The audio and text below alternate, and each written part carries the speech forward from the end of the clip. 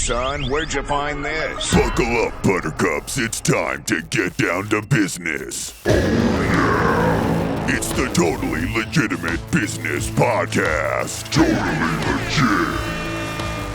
All right, folks, here we are again. It's the Totally Legitimate Business Podcast. And today we've got two deep friends of the pod, Mr. Ron Tyson and Ian Brown. Welcome to the show.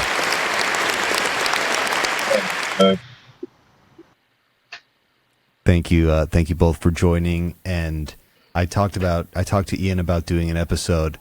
I've always loved watching you guys build Children of Production LA, and I kind of just want to put a little spotlight on that. So, Ron, I want to kick it over to you. Ian's been on the show. I feel like people might be familiar with him already. So, Ron, I'm going to kick it immediately over to you. Why don't you introduce yourself and then tell us a little bit about Children of Production, and we'll just go from there. No problem, James. Well, I'm the executive director and CEO and founder of Children of Production. Children of Production is an organization that I started December of 2017 with the main focus of basically teaching any youth any instrument that they may want to learn. So our goal is to pair them with top-notch teaching artists and give them the knowledge from those individuals so they can go out and do community events or whatever their passion may be. Maybe their passion is teaching. So we try to guide them, assist them with music education, but let alone mentorship and giving them guiding their passion, if that makes sense. No, absolutely. I think the thing, especially with a skill like music, it's something that translates to other areas of your life. The discipline of rehearsing, the great joy of like practicing something really hard and being able to play it. Those are all invaluable skills that go far beyond music class or the band that you're playing in or whatever. But what was the moment where you're like, oh, I got to start this? Wow. Well, before Children of Production, I worked different nonprofit music organizations. But the last music organization that I worked for, they fired me. The reason why I got fired was, in a nutshell, I was making pretty decent money working part-time, teaching kids how to play drums. But once I got fired, those kids, let alone those parents of those kids, was basically like, what do you want to do? Because we're following you. Yeah. And I couldn't turn my back on those kids who I, was teaching and training for at least 4 or 5 years plus. So I took a leap of faith, and 7 years later, here we are. Yeah, no, it's amazing. I think the first time, Ian, when did you start working with him? Somewhere 18, 19, something like that. Yeah, that would make sense. Yeah, so I guess that's probably, I met y'all first time at the Grand Prix, right? Yeah, exactly. Yeah, that's right. Yeah, so it's been so cool to watch it kind of grow and evolve.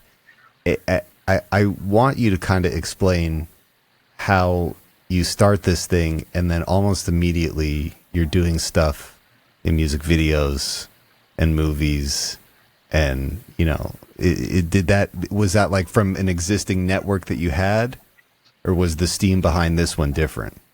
Honestly, I asked myself that same question.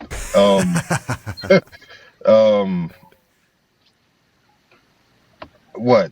2017. So maybe a month or two within starting Children of Production, my ex-wife at the time had gotten a call from this lady who is what she does is she creates.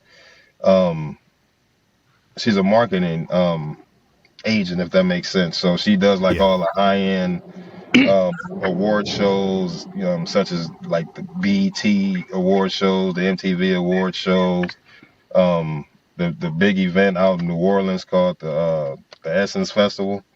So to make a long story short, um, I was sitting in the garage at the time, which was my office, and my ex-wife come outside and basically was explaining that someone is looking for you to create an all-female drumline to surprise Sheila E. So keep in mind, this was maybe February, March, maybe around March of 2018. So I'm like literally still brand new Yeah. within this whole starting your own business deal. We wasn't even incorporated yet. So I took the job on, I took the job on just sight unseen, not even talking to the individual. And ironically, I had a lot of female drummers in my drum line at the current moment.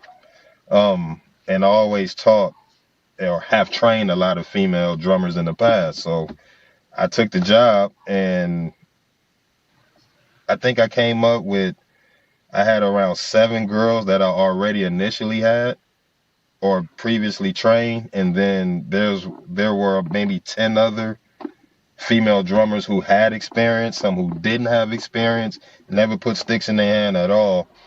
And what came out of that were a lot of different rehearsals. My kids, the new kids, the kids who had training, getting them together, because now I have a bunch of different girls who been trained differently. If they've been trained by me, then they understand exactly the expectations or the lingo, if that makes sense, Sure. compared to other drummers who don't play necessarily how we play. So just that challenge, even some girls, didn't even come back because it was too hard for them or whatnot. But that challenge, it came up to we came up having at least almost 20 girls. Wow. 20 girls. So explain to them the whole idea of, look, if you don't know who this lady that we're playing for, this is the queen of percussion. This is Sheila E. This is somebody who I look up to since I was a kid, let alone I'm a Prince lover. So Yeah. Beyond legend. beyond legend. So to even get that call, and I took it serious, but ideally teach the kids, get them prepared to do a show. Me understanding and being successful in a lot of shows that I've done previously with the organizations that I work for, or even the last one that fired me, I was pretty confident on what I could produce. So we ran through maybe about a month and a half of training these girls all over LA, everywhere. Because keep in mind, I don't have a building to house training. So it's training at this location at a park or a build wherever. We just Wherever the all space around was. LA, Yeah. whatever the space was. We just all around having rehearsals. But my main focus was I'm gonna get this done for the queen, because she was being honored at the BET Awards, some kind of legend award, and she didn't know nothing about it.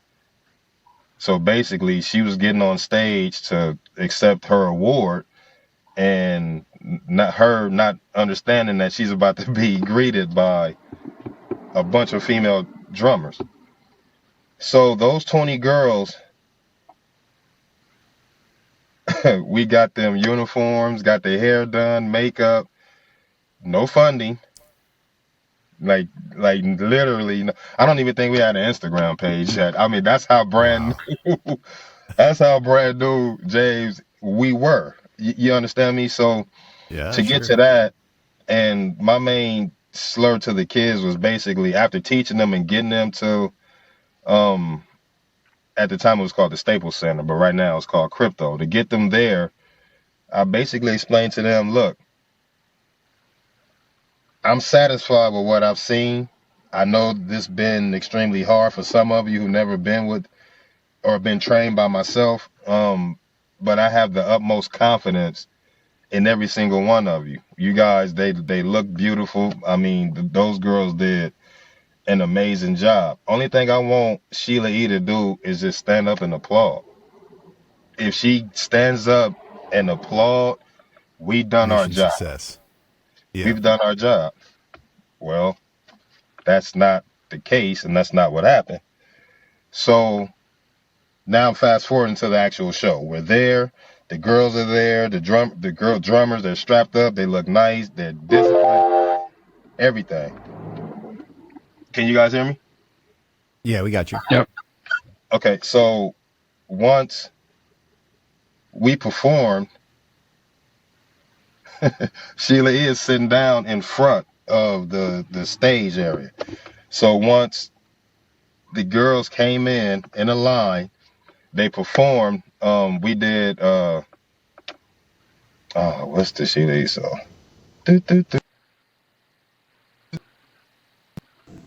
What's the name of that song? That song is on the tip of my tongue, and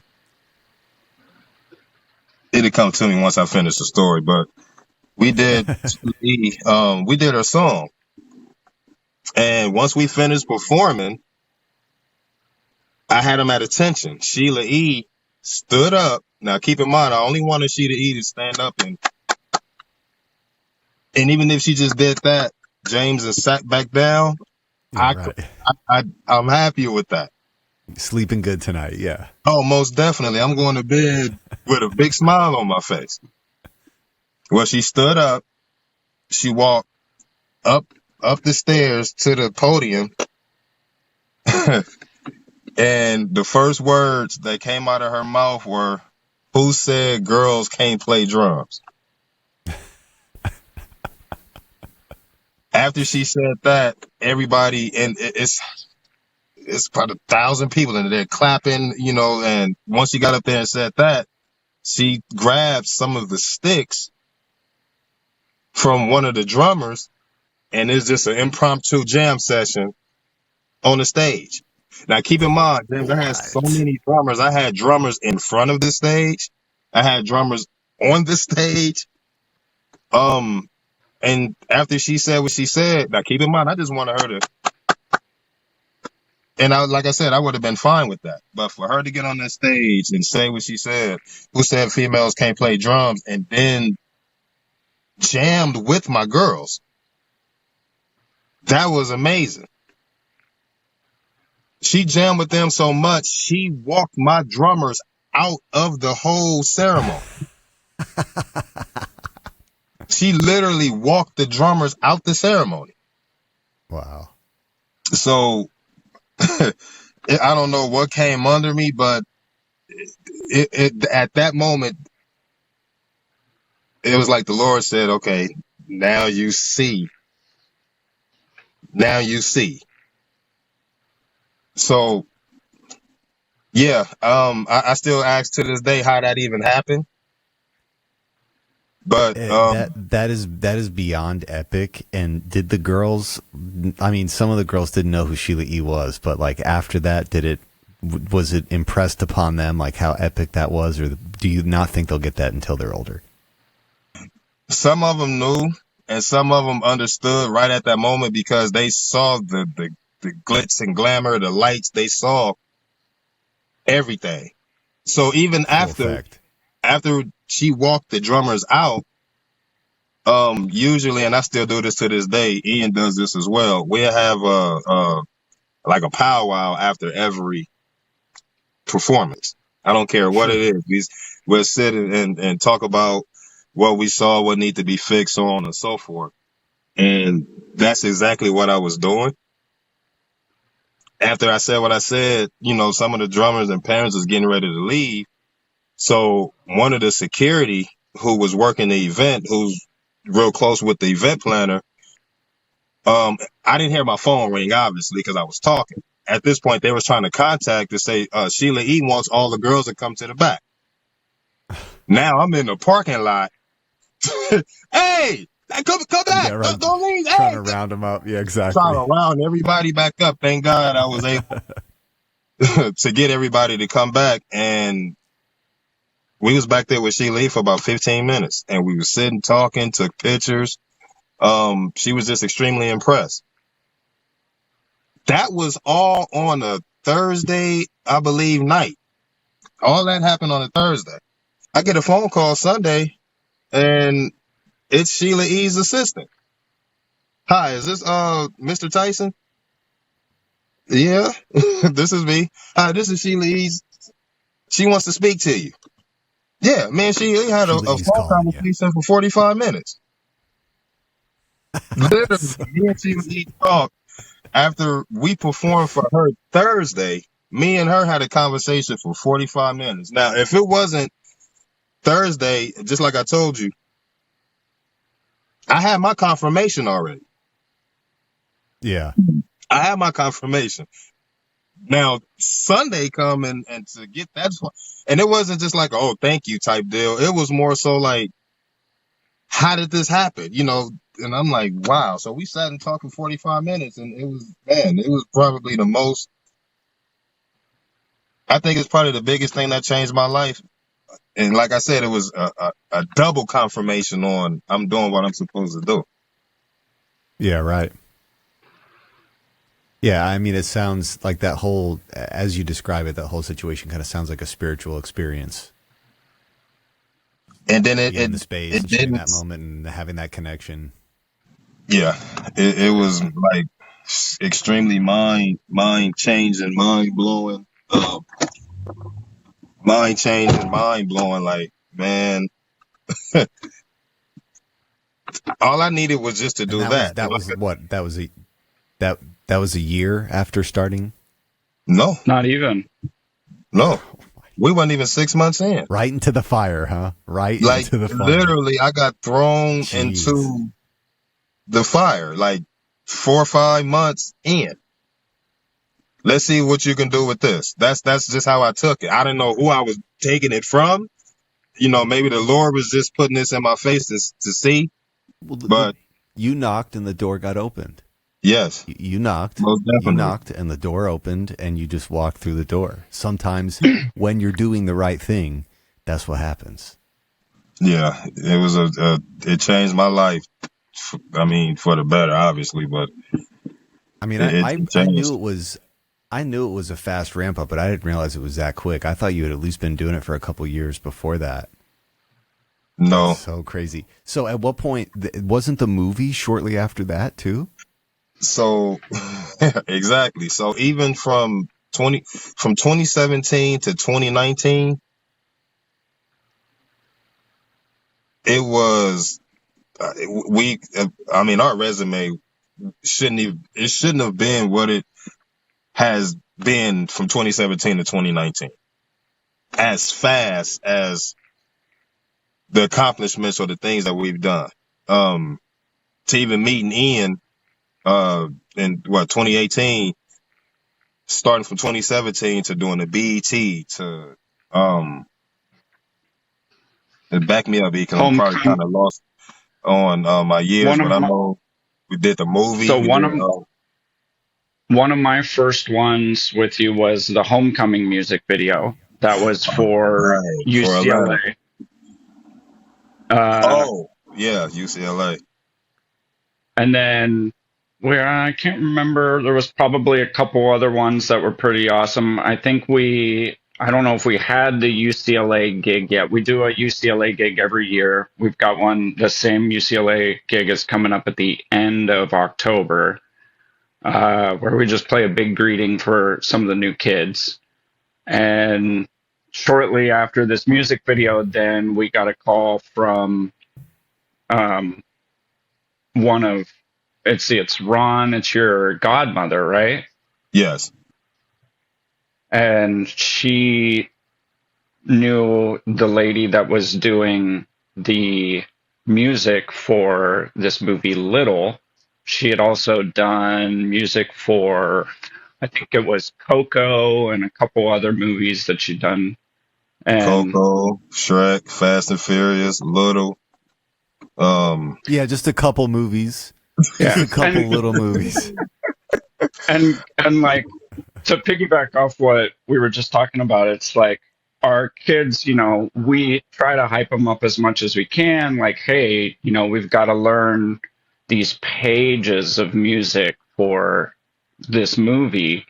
And the kids are just kind of like, oh, okay, well, you teach us and we'll just kind of, we're here. They don't really know what to expect. And I don't know if they were thinking, I'm sure some of them probably thought like, oh, we're actually going to be in the movie. But we went to the iconic soundstage area in LA where all the sound booths are to do anything, everything musical and movies.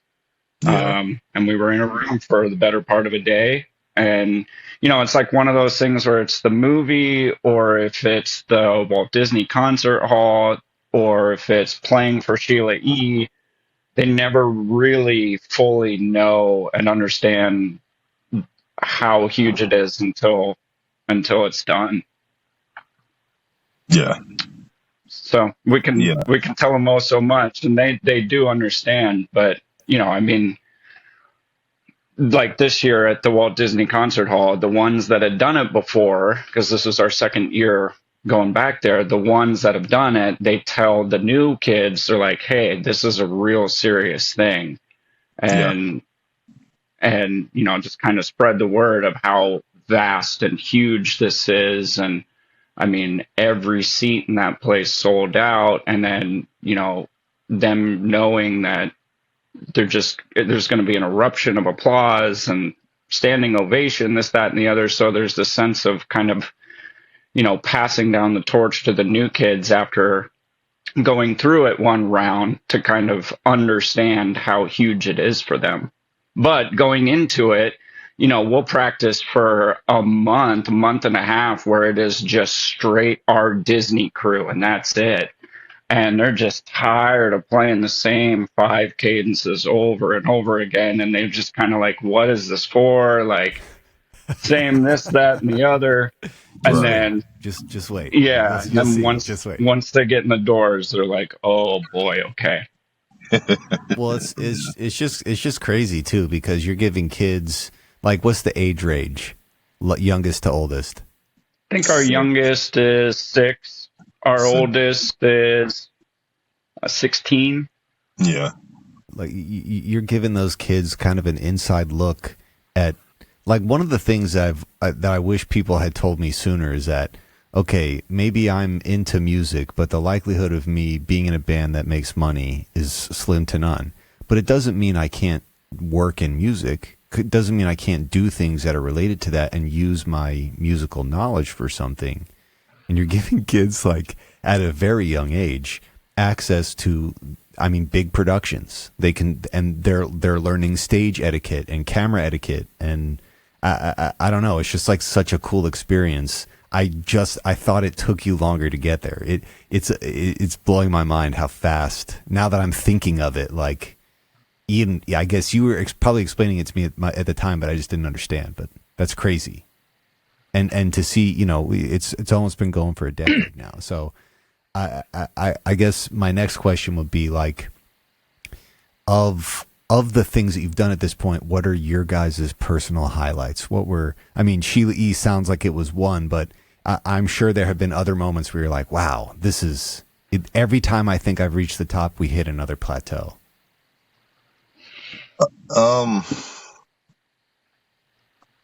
That's a great question. Honestly, and he probably would kind of agree with me, or then again, he may have his own feelings too. Every performance, whether it's big or small, especially if it's a successful one, which we're always, to me, in the 90s somewhere, it's a highlight for me. So just to get out there and see those kids, and it's mind blowing, because we'll have some bad rehearsals sometimes, like to the point where It may just be the discipline that day because, at the end of the day, they are kids. You know what I mean? Sure. Yeah, sure. But they put on they put on a show when it's time.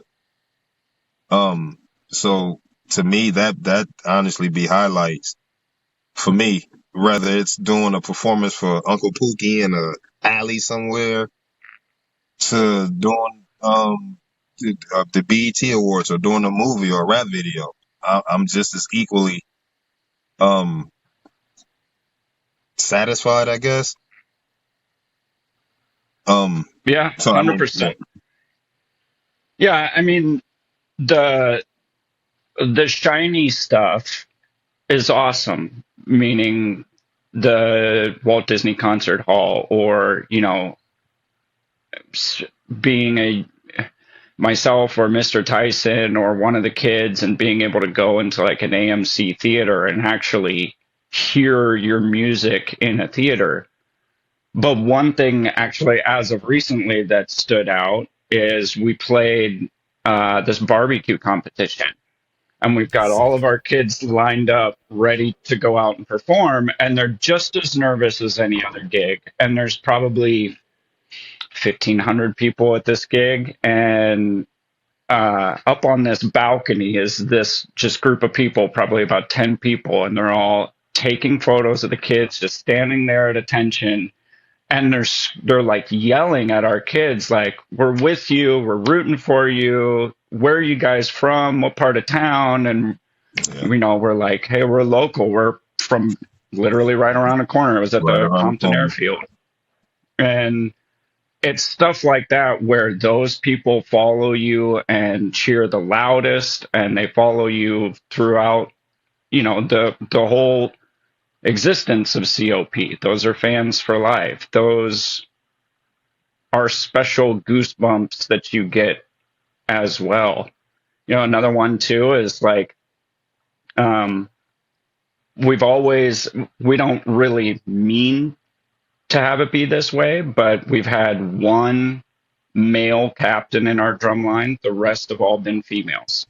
Yes, and I still And don't understand it. And he's absolutely right. I cannot and understand you that. know what's really an honor too is to have one of our captains go to Fresno State University Yeah, and join the marching band. Yeah. Pursue it. Yeah. So it's like, as entertainers that Ron and I are, and understand the stage and understand how to put on an entertainment, we do understand how cool lights, camera, action is.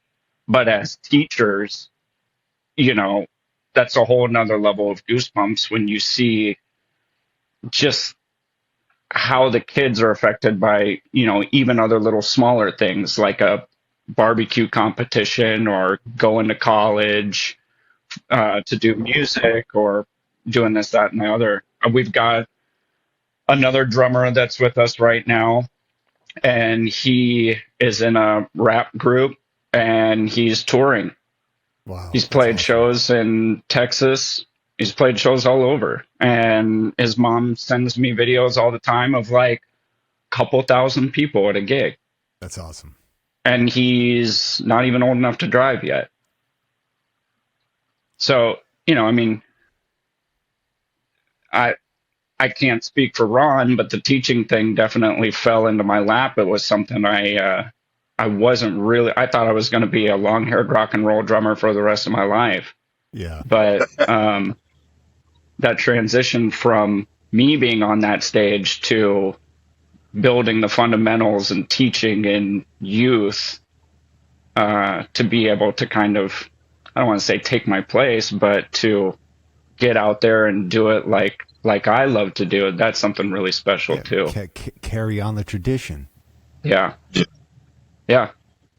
Ron, when did you start teaching music? Was that something you just always did from the moment you started playing music, or was that something you picked up later in life when you realized you could make money doing it? Well, I started playing the drums in second grade. But when I got to high school, obviously, like my second year, my 10th grade year, I became captain. Um, funny story. The marching band, I went to Locke High School, and the marching band that I was in, the band director taught the horn players, and then that would be like a fifth period. Sixth period would be drumline class. The band director didn't teach us. Now he did, but sometime it'll be the captain, teaching the class because we're just working on cadences, marching. Rudiment. Yeah. So when I became captain, at some point, sometime I was teaching a drummer who's in the 12th grade who'd been in the drum line for 4 years, or someone who just got there. That's amazing. So I kind of took a liking to it, not even thinking this is what my career, This is something I can do. Yeah. what I would do. So fast forward to, I don't know, man, years, I ran into my band director. Keep in mind, I just told you he didn't like teaching drumline. So ran into him as an adult, mid-20s, something like that, 24, 25. And he's teaching at my middle school that I went to and, graduated from. So he told me to come up there and if I can help out with building this marching band. So keep in mind, I took the volunteer job on, and I went up and to my old middle school and helped Mr. Morris build the marching band. So the first year, in total, drumline included, 15 kids. That was the band. So you got maybe 2 trumpet players, maybe like 6 drummers, and the rest were horn players. Right. So we grew the next year. We grew like extremely. We got maybe like another 60 kids after the first year.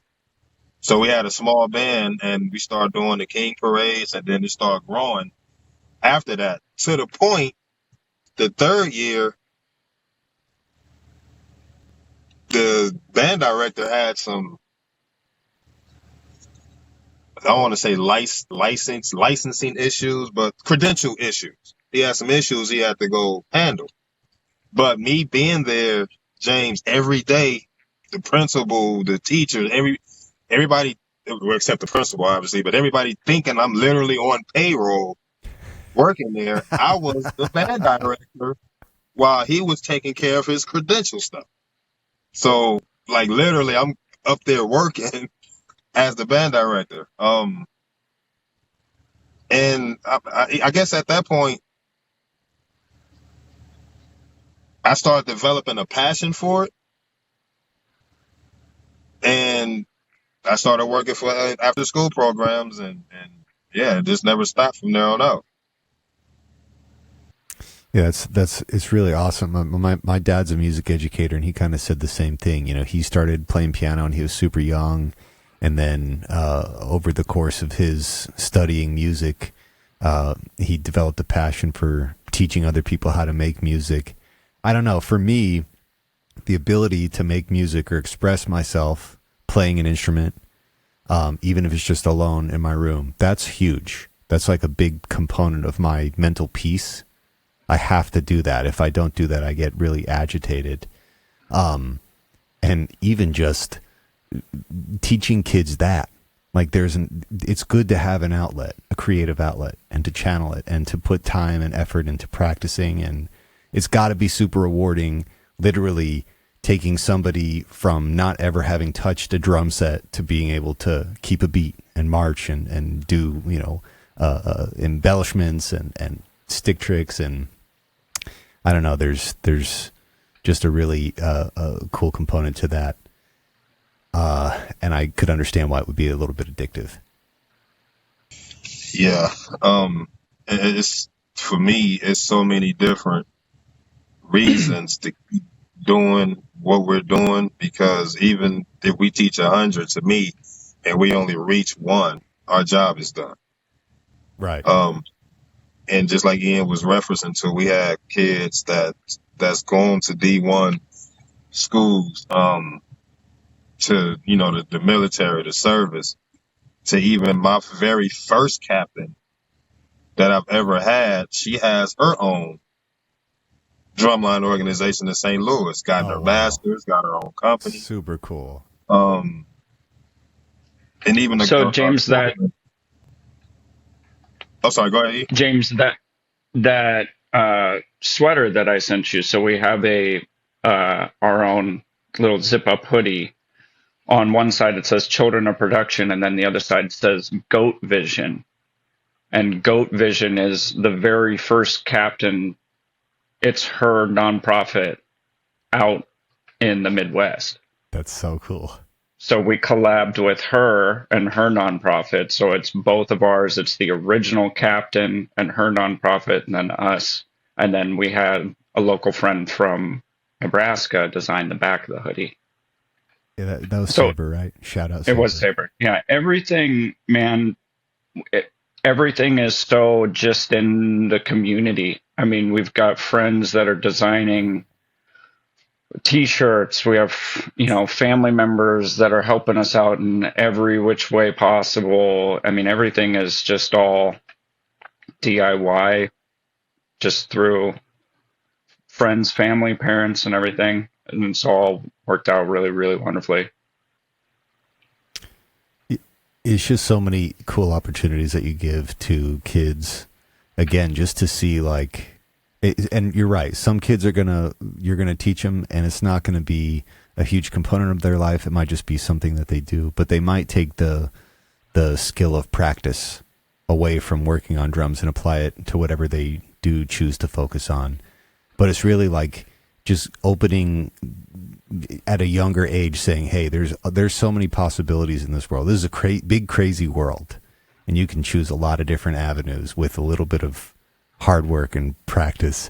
Now, I have to ask, what's like the crankiest the kids get? Because there's got to be a moment like when they're deep, like between shows, they're not seeing the light at the end of the tunnel. Like, what's the usual gripe? Is everyone just get like completely out of focus or looking at their phones, or no phones? How can you tell when the kids are really not having it? You want to go first, Ron? Yeah, from my understanding, I don't think we get that from the kids. Now, within the last maybe 3 years or so, we've been having issues and it's not issues to me. It's just what I call turnaround. But we've been having issues to where some of the bigger kids are, I guess I'm gonna just say the word, tired of rehearsing with the younger kids. But I mean, I don't really see that being like a great thing, or, you know, them being unreachable. It's just, you know, I mean, they're kids. You know, some kids is they just be kids. So at some point, I mean, and that's one thing, we allow them to do that. You know what I mean? Yes, we train you as musicians, but we also understand that you're human. So, but yeah, it's not like anybody will just be on their phone while Ian is conducting or teaching. No, it's nothing to that. I don't really think, besides the minor issue sometimes with the bigger kids rehearsing with the younger kids or vice versa, I don't really think there's, you know, issues from what I've seen. Yeah, and our older kids are very caring and understanding and help and lend a hand with the younger kids too. It's just, you know, I use the phrase like the light bulb effect, where you reach a certain age and then how many hours you've put into doing, you know, whatever exercises, it clicks. It clicks. The light bulb turns on. So, you know, you've got a lot of the older kids where the light bulb is definitely burning hot, and they want someone like Mr. Tyson and I to ramp them up even more, go on to the next level of crazy stuff. And then, we've still got to get our younger kids to hold the sticks properly, and, which one's your right hand, which one's your left hand, this, that, and the other. And I would say that's a big one. Sometimes they show up tired, and it's totally understandable if they do something that they're not supposed to, or if they're not, if they're not performing up to expectations. We do make them do push-ups. It's just a part of the discipline that we do. Sometimes they gripe about that, but they know that that's in the contract. It's part of the deal. Yeah. It's part of the deal. Yeah. That's something. Oh, for sure. 100%. And that's something that's probably part of traditional drum lines. Like that wouldn't be crazy to see. Yeah, that sounds right. Yeah. I mean, we don't really see anything too crazy. I mean, that's probably, I'll see, some of my younger kids really, when they are starting to reach that level where they're peaking up into that, well more advanced area, just showing them new rudiments that are just completely mind-boggling to them. There's frustration there for sure, but they understand it. They hear Mr. Tyson and I do cool stuff, or they hear their captain play something really cool, and they're like, I want to do that. I want to do that. Yeah. Well, it's like, well, how do you do that? You're gonna have to sound like you suck for a little bit to kind of try to figure it out, and eventually the light bulb will click, and you're gonna be off to the races. Right. You can't buy those tricks. You got to put the work in. Yeah. Yeah. There are no shortcuts with this stuff. Right. That's for sure. I wish that at a younger age I had appreciated that. I always hated practicing guitar, and because of that, I was bad at guitar. But, the older I got, the more discipline I developed. Now it's like my favorite thing. That's like my moment of zen, my hour a day where I'm just working on bettering my skill and honing my craft. And see, again, that's and you saying that as an adult. Obviously, and it's paramount to anything I've accomplished. It's paramount. Right. We most definitely all have the same mindset and understanding about the practice, but we're talking about kids. So what me and Ian do to even help out with motivating them into learning your craft. Obviously, everybody wants to make money. Let's not sit and beat around the bush about this stuff. So 100%. Yeah. We put up cash prizes for you to actually learn your craft. You get what I mean? So we motivate them for sure. Like Ian has something going on for next month. They don't know, but there's going to be a cash prize for this. So, and it's not going to be no $5 prize either, if that makes sense. It's going to be something that, it's like, okay, when is the next homework assignment? Yeah, know right, exactly. So we motivate them to the point where, because it's going to benefit you anyway. I don't want you to get like Mr. Tyson or Mr. James or Mr. Ian and understanding what practice means as an adult, because I have to kick you out when you old. You can't draw with us.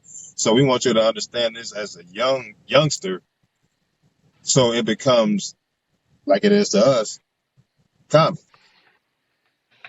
Yeah, we do a lot of incentives. We have a homework assignment that's due here next month. Also as part of like a cash prize for that, we're working with a organization out your way, Brooklyn United, and they're helping us out with a cool event that's happening at the SoFi Stadium. Awesome. So some of our students, I don't want to say our best students, but to any student that does what we ask as far as homework assignments, finishing projects, this, that, and the other, then they'll get invited to this event that's at the SoFi Stadium, which is going to be a very big, fun thing. Ron can tell you more about that. Yes. And with me, so much of a part of me being a basement drummer and Nebraska, and coming out of that and then seeing the stage and then and whatnot is, as you get older, yes, that practice time, you understand, you're aware that this is honing in on my craft. I understand that I need to learn this stuff, that it's hard. I need this hour. I'm diligent, figure it out, and we're done. As a kid, it's like, man, this is just another homework project outside of school that I have to do, and it's boring, and I don't understand it, and I wish Mr. Tyson and Ian could hold my hand through it. And so I try to find that balance between being a professional musician, and this is what it takes. You have to sit in the trenches and practice, and then also finding that imagination aspect where it's like, okay, practice your cadences, but don't just like stare at cartoons and practice your cadence and just flop your hands around on a practice pad just all willy-nilly. Like, stand up, pretend that you are playing a Super Bowl arena. How would your demeanor be? How would your body be? What would your mental be like? What would your hands be like? What would Mr. Tyson and I be yelling at you to do if you were in front of 10,000 people? Practice like that. Because if you do that in your bedroom, when we get to those 10,000 people, and I tell them every time it's coming, then you already have built the building blocks and the foundation to set yourself up for success. So I try to find that balance of major imagination, especially at their age, and then the diligence of practice and being professional, and you mix those two together, and I mean, you can't not lose at something like that. Now, Ron, we're about 17 minutes over a half hour. I don't want to keep you. I know you're trying to see some folks, but I would like to show the preview of this thing, this minute-long trailer before you head out, if that's all right. Oh, cool. All right, here we go. Let's find this. There we go. 1 second here, guys. Let me just get this. There we go. My passion is with the youth, most definitely the youth of LA, and then especially from where I came from, how I started. Because that was you once. My main thing is just not to teach them drums and make them like give them super discipline or just push us, because we train them for life, but we train them for the instrument that they love. And I try to show them how far rather the instrument can take you or the discipline can take you. So you have so many avenues that you're gonna learn from children of production. It's just the door that you decide to go down. If you go down this door, it can take you far. Even if you go down this door, it can take you far. But that's the main goal of just trying to expose them to a higher vision, a higher appreciation for what they do.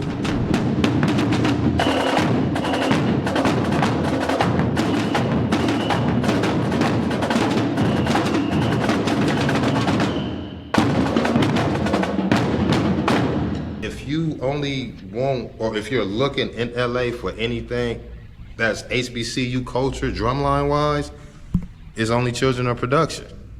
Man, we take pride in what we do with these kids, making sure they learn, they have a passion for what they do, and my goal will always be to show them there's more than out of these walls.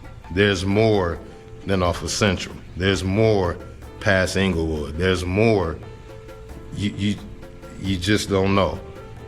But I can show you better than I can tell you. But you have to put in the work. And my kids take that wholeheartedly, from the kids I have now to the kids I had day one.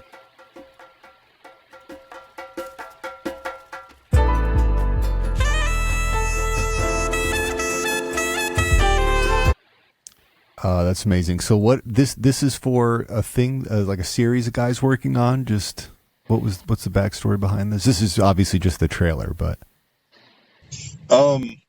Yeah, my buddy wanted to do it was funny. He called me maybe a year ago and wanted to do this project for school, if I'm not mistaken. Like, this was a school project, so I believe he's not in school now. He graduated or whatnot. But he called me like a year later and still wanted to do the project. So, yeah, we met up, and it went from him just coming to do a documentary on children production to him being part of the family. Like, literally being part of the COP family. So, yeah, that's honestly how that came about. We just started this, I want to say, what, like May or something like that? Love that. Like, Yeah. it was a few months back. It wasn't even that long ago. Well, and you guys have done really good about documenting it. Obviously, you've done work that's been heavily documented, but having somebody there to document this is pretty sick. There's so many subtleties that go into something like this, getting these kids ready to perform and just kind of watching them transform into the performers that they are, that gets Yeah. lost. Yes. You guys are teaching them drums. You're not there to hold a camera and check the lighting and that's not. You're there to teach them drums. Having somebody there to just document it, I'm really stoked. I hope this goes as long form as possible.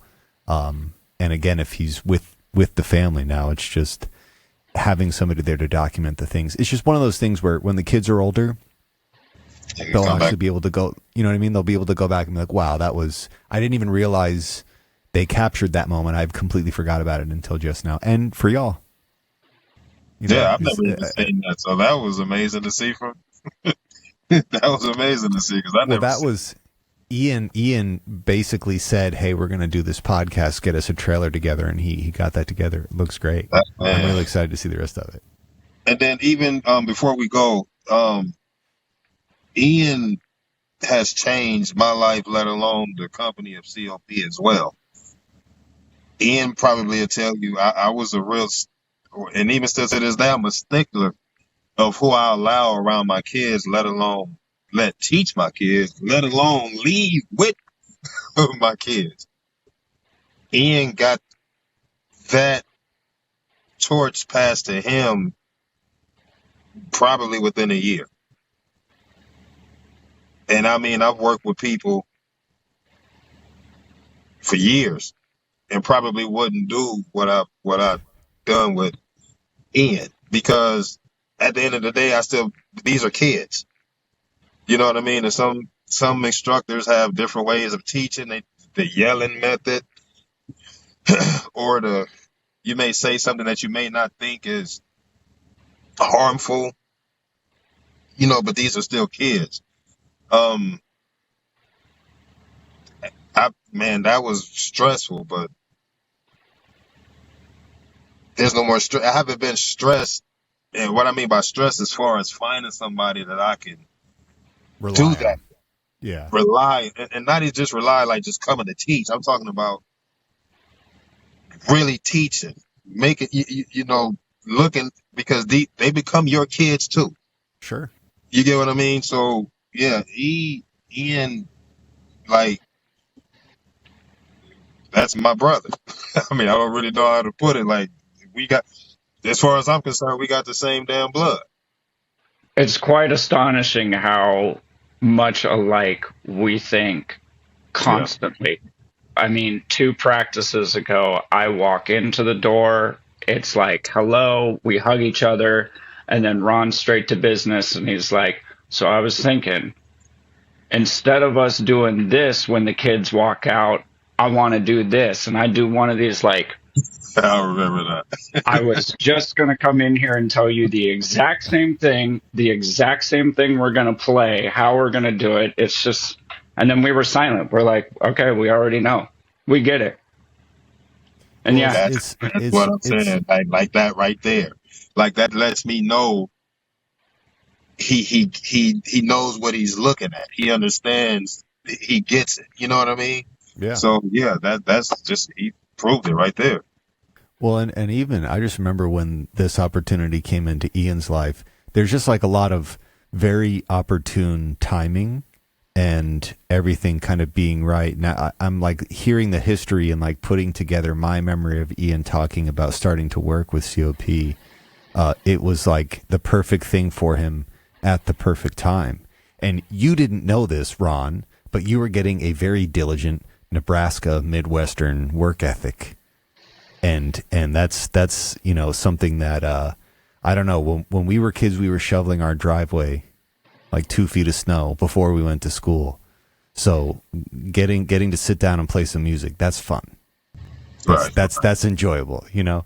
But I just remember that being, I mean, Ian, you can speak to this better than I can, but I just remember it being one of those things you were like, this crazy opportunity came for me and I'm going to go with it. And it was just, from the moment you were a part of it, I just remember it being crazy. But I didn't realize that was like very shortly after the whole thing had been started.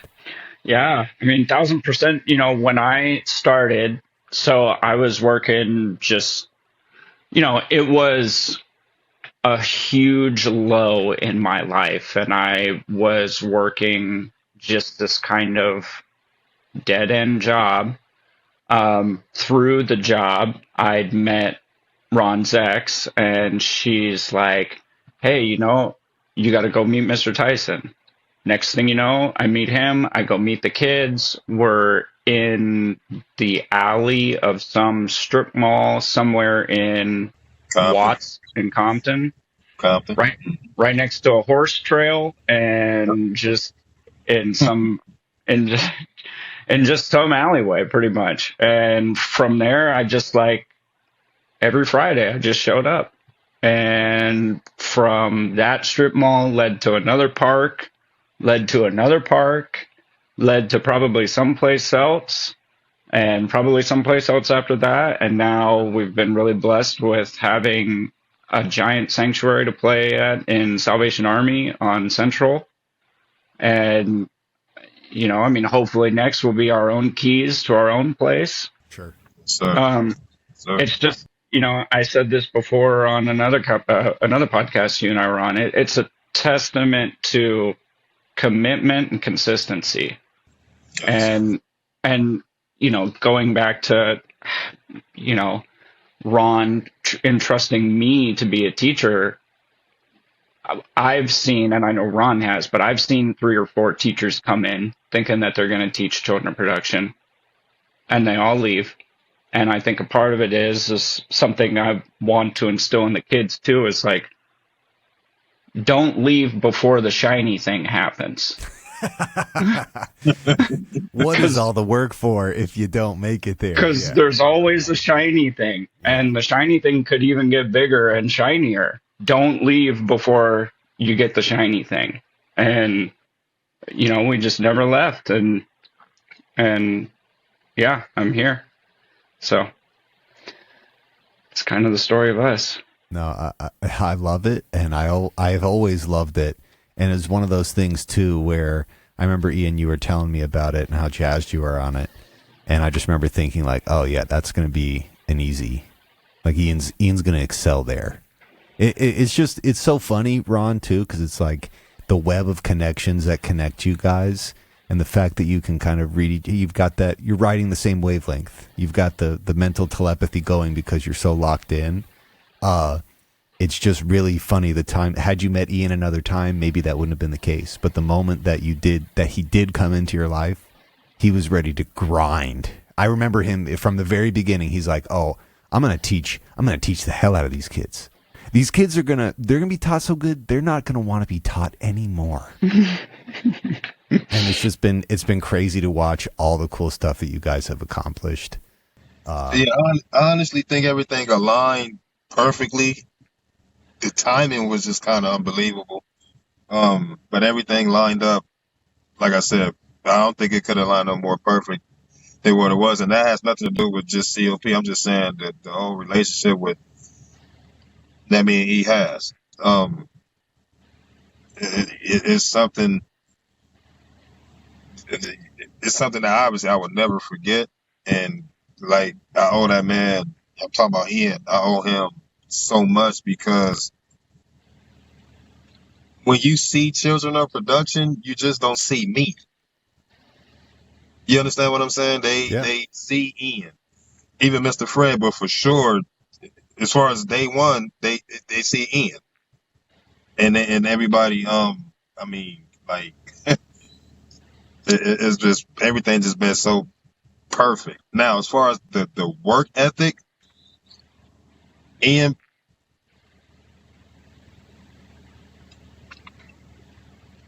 the movies, he prepared us for that. The rap video, he prepared us for that. I mean, and at that point, that I don't know. I just thought those were gonna be the two biggest things ever. But we excelled so highly in those gigs. You get what I mean? And it was all because of Ian. It wasn't just Mr. Tyson. It was the teamwork, but Ian got us ready for that. And those kids that he's taught that we had now and previous, they know that. Yeah, I mean, and this, not to toot your horn, Ian, but even as like kids, we could see there was something special about Ian's ability. Ian just at an incredible. I guess it was all those years in the basement drumming, but there was he was just communicating with his instrument. Like I was always just trying to keep up with Ian. So, and that, when we were like 12, 13. He's super young, so he was doing stuff that I'm still trying to figure it out. You guys both nailed it on the head. I just needed someone to get me out of my basement and incubate me into who I really am.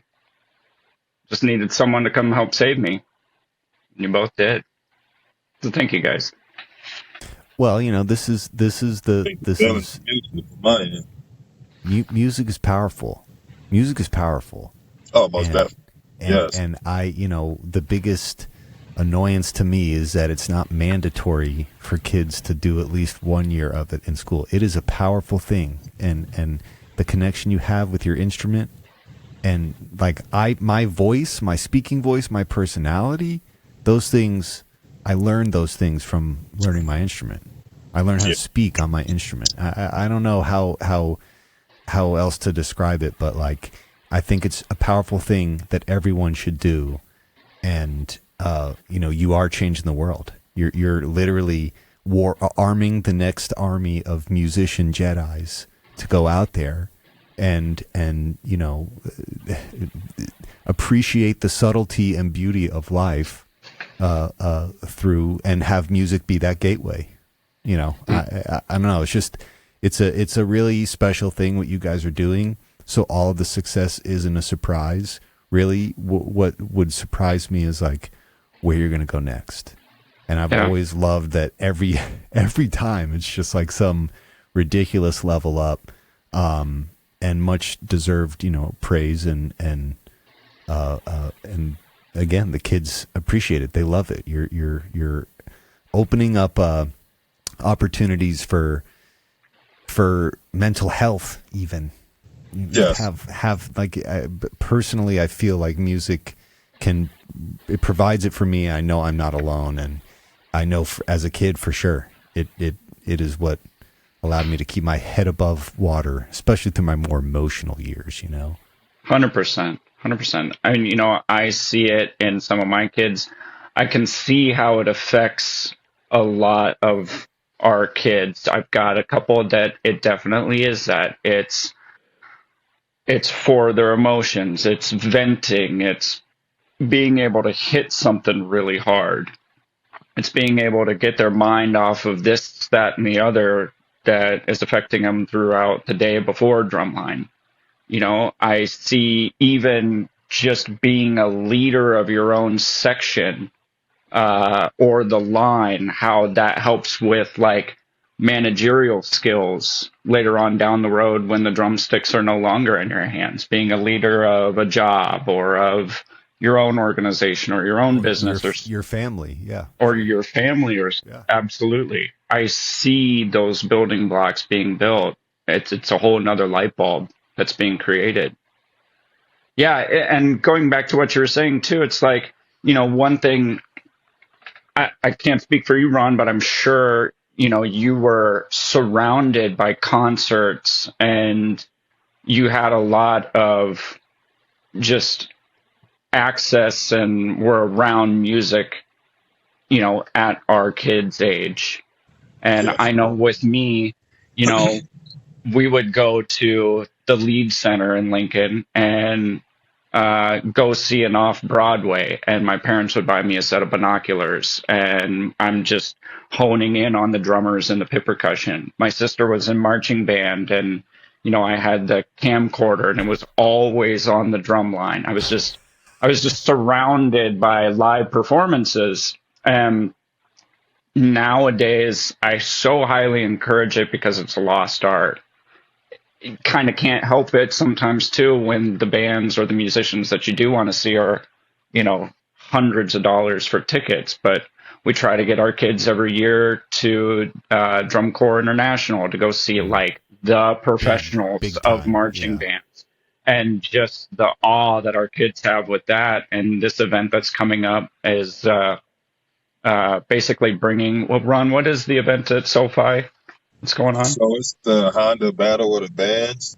My favorite drumline is coming out, North Carolina A&T. But they're not just coming along; they're coming as far as the band. So I think it's going to be maybe like 6 to 7 colleges, HBCU, coming to SoFi, and they do think of it as a classic, if that makes sense.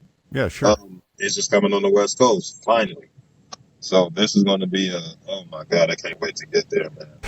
And it's The like, last time we had something like this in LA was 2006. Wow. Almost 20 And it years was ago. called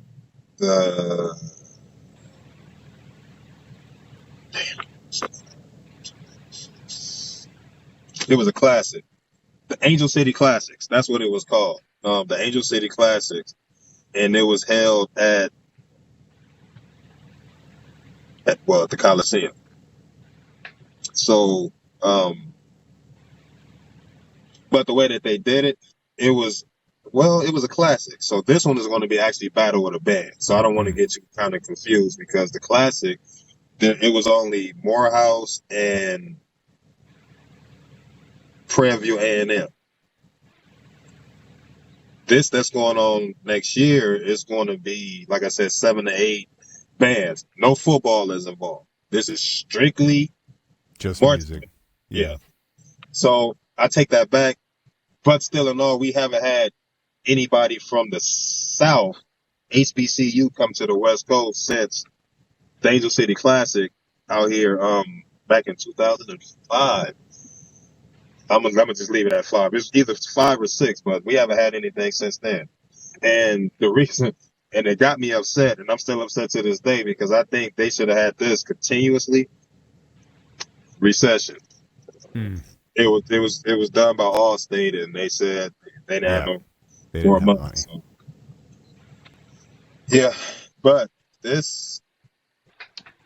So that's the big one maybe, that's coming. Again, maybe this is the dawning of another new age, Yeah. Right. Yeah. And it's something that our kids for sure need to see.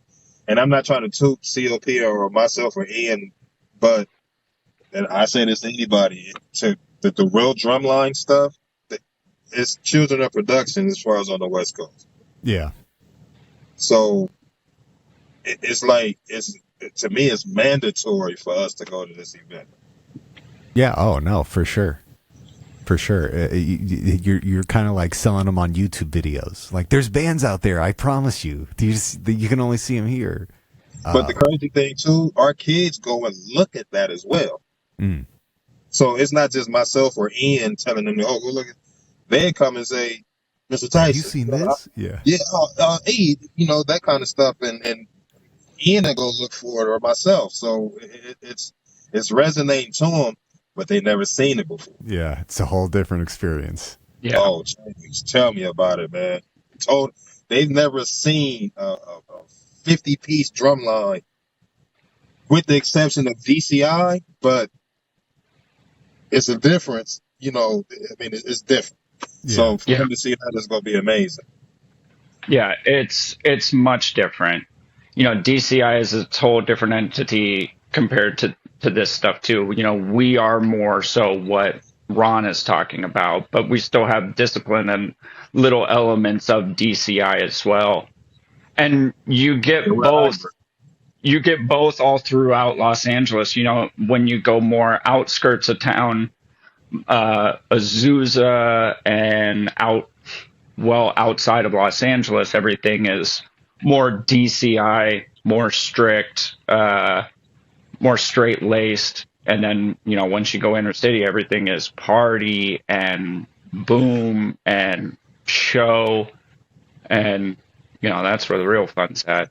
So it's great that it is coming back because it's another event for the kids, which is closest to what they actually do for them to be able to see. And then, you know, the very next practice, it's going to come to us and be like, all right, I saw this, teach us this, which is great for us.